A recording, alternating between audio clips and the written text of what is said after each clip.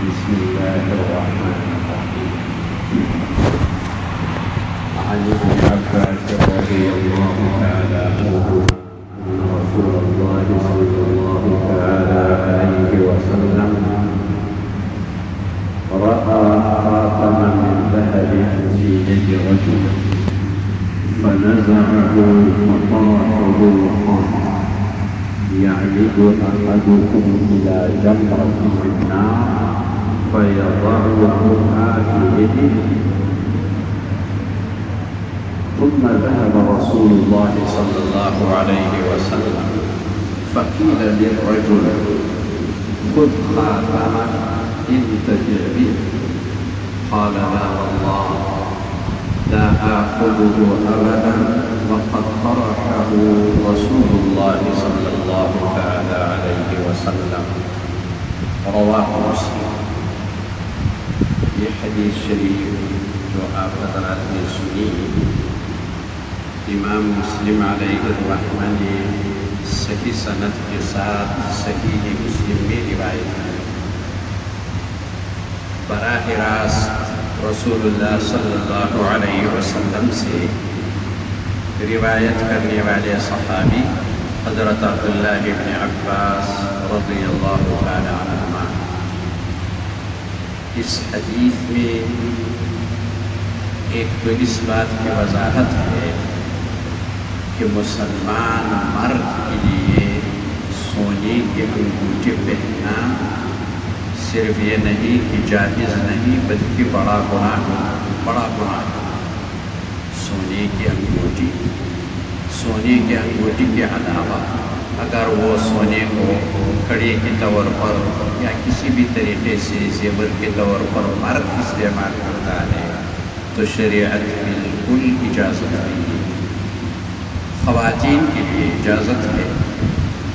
چاندی کے بارے میں اتنی بات ہے کہ نبی کریم صلی اللہ علیہ وسلم نے ایک مخصوص مقدار میں ضرورت کے تحت چاندی کی انگوٹھی مہر کے لیے مہر کے طور پر بنائی تھی، تو اس لیے چاندی کی انگوٹھی کی اسی مخصوص مقدار میں تو اجازت ہے مردوں کے لیے، لیکن سونے کی انگوٹھی کی بالکل اجازت نہیں ہے۔ ایک تو اس حدیث سے یہی بات سمجھ میں آتی ہے، اور دوسری بات صحابہ کرام کو جب نبی کریم صلی اللہ علیہ وسلم کی منشے کا پتہ چلتا کہ آپ صلی اللہ علیہ وسلم کا منشا یہ ہے، فوری طور پر عمل کرتے اور کسی بھی صورت میں نبی کریم صلی اللہ علیہ وسلم کی منشے کی خلاف ورزی نہیں کرتے تھے۔ یہ بات بھی اس حدیث سے بالکل واضح طور پر سمجھ میں آتی ہے۔ تو یہ دو باتیں ہوئی۔ اب آپ حدیث کا پورا مفہوم سن لیجئے تاکہ یہ دونوں باتیں آپ حضرات کی سمجھ میں آ جائیں۔ نبی کریم صلی اللہ علیہ وسلم کی اس حدیث کی روشنی میں حضرت عبداللہ بن عباس رضی اللہ تعالی عنہ کہتے ہیں کہ ایک مرتبہ رسول اللہ صلی اللہ علیہ وسلم نے کسی شخص کسی مرد کی اس میں ہاتھ میں سونے کی انگوٹھی دیکھی، نظر آئی کہ سونے کی انگوٹھی پہنے ہوئے ہیں، تو آپ صلی اللہ علیہ وسلم نے ناراضگی کا اظہار فرمایا اور وہ انگوٹھی اس کی انگلی سے نکال کر دور پھینکی۔ یاد رکھیے نبی صلی اللہ علیہ وسلم بعض مرتبہ جب خلاف شریعت کوئی چیز دیکھتے تو ناراضگی کا اظہار بھی فرماتے۔ یہ تو نہایت تحمل والی شخصیت، لیکن کبھی ایسا بھی ہوا ہے بلکہ بار بار ہوا ہے کہ خلاف شریعت کوئی چیز دیکھ کر آپ صلی اللہ علیہ وسلم ناراضگی کا اظہار بھی فرماتے تھے، تو یہ اس کی انگلی سے نکال کر باہر پھینک دور تھی سونے کی انگوٹھی، اور آگے فرمایا آپ نے دیکھیے آپ نے جو آگے ارشاد فرمایا ہے اس سے بھی آپ کی ناراضگی کا اندازہ واضح طور پر ہو جاتا ہے۔ تو آگے کیا فرمایا کہ کیا تم میں سے ایک آدمی جہنم کی آگ کی چنگاری لے کر، جہنم کی آگ کی چنگاری لے کر اپنے ہاتھ میں رکھتا ہے. یعنی یہ سونے کی انگوٹھی کو آپ صلی اللہ علیہ وسلم نے جہنم کی آگ کی چنگاری قرار دیا. یہ جو بیٹا ہے مرد گویا کہ جہنم کی چنگاری لے رہا ہے اپنے ہاتھ. تو خیر پھر نبی کریم صلی اللہ علیہ وسلم تشریف لے گئے. وہ انگوٹھی وہیں نور جو آپ نے اپنی کھڑکی تھی وہیں رہ پڑی ہوئی تھی. تو صحابہ کرام جو نبی کریم صلی اللہ علیہ وسلم کی منشی سے پہلے سے واقف تھے، یہ صحابی جن کے ہاتھ میں تھی ان کو ابھی تک معلوم نہیں ہو سکا تھا کہ سونے کی انگوٹھی مرد نہیں پہن سکتا. تو باقی صحابہ نے ان سے کہا، اسی صحابی سے جن کی وہ انگوٹھی تھی کہ آپ اپنی انگوٹھی لے پہننے کی تو اجازت نہیں ہے، ویسے رکھ لے. سونا ہے سونا، اگر مرد اپنے پاس ویسے رکھتا ہے اس کی اجازت ہے. بلکہ سونے کے تو سکے استعمال، پیسے کے طور پر سونا ہی استعمال ہوتا تھا. تو اپنے پاس رکھنے میں تو کوئی حرج نہیں، بشرطے کہ آدمی جو اللہ کے حقوق ہے وہ ادا کرنے. سونا کسی کے پاس پیسے رکھا ہوا ہو اس میں تو کوئی حرج نہیں.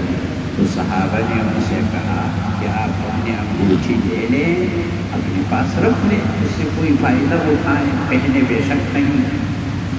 لیکن اس صحابی کا جواب کیا تھا؟ اس سے وہی دوسری بات سمجھ میں آتی ہے. صحابی نے کہا کہ جب رسول اللہ صلی اللہ علیہ وسلم نے اس انداز کے ساتھ ناراضگی کے ساتھ بات دور کی کہ اب میں کبھی نہیں لوں، میں اپنے ہاتھ میں نہیں سرے سے لوں گا نہیں، لہٰذا میری طرف سے اجازت ہے. کوئی بھی دوسرا شخص ضرورت مند اٹھانا چاہے میں اجازت دوں گا اس کو، لیکن میں دوبارہ اپنے ہاتھ میں سرے سے یہ معلوم ہو گیا ان کو کہ اگر میں لوں گا ویسے ہی اپنے پاس رکھوں گا تو یہ گناہ نہیں ہے. لیکن نبی کریم صلی اللہ علیہ وسلم سے محبت اور آپ صلی اللہ علیہ وسلم کی پیروی کا ایسا جذبہ تھا کہ آپ نے جب پھینک دیا میں نے بالکل نہیں، ہاتھ بھی نہیں لگاؤں گا. تو بہرحال ابھی اس سے دونوں باتوں کا پتہ چلا. ایک تو یہ ہے کہ مرد کو سونا زیور کے طور پر اگر استعمال کرتا ہے تو یہ کوئی اللہ تعالیٰ اجازت فرمائے، جہنم کا انتظام یہ فرما رہا ہے، ایسا نہیں ہونا چاہیے. اور دوسری بات یہ سمجھ میں آئی کہ نبی کریم صلی اللہ علیہ وسلم کہ جس بات کا بھی مسلمان کو پتہ چلے، بعض باتیں ذات ایسی ہے کہ یہ کام کرنا چاہیے، کرنے والی بات ہو تو اس پر فوری طور پر عمل ہونا چاہیے، یا کوئی ایسی بات ہو کہ یہ کام نہیں کرنا چاہیے اس سے فوری طور پر صبر کر لینا چاہیے. ایسا نہ ہو کہ نبی صلی اللہ علیہ وسلم کی منشے کا پتہ چلا اور جیسے سمجھا بس ہو گیا، کوئی توجہ نہ دینا یا اس پر عمل نہ کرنا. یہ مسلمان کی بد نصیبی کی بات ہے. نبی کریم صلی اللہ علیہ وسلم کی بات کو وہ اہمیت نہ دیں. اللہ تعالیٰ ہمیں نبی کریم صلی اللہ علیہ وسلم کے طریقوں پر عمل کرنے اور آپ صلی اللہ علیہ وسلم کے صحابہ کرام کے اسوے کو اور نقش قدم پر چلنا اللہ تعالیٰ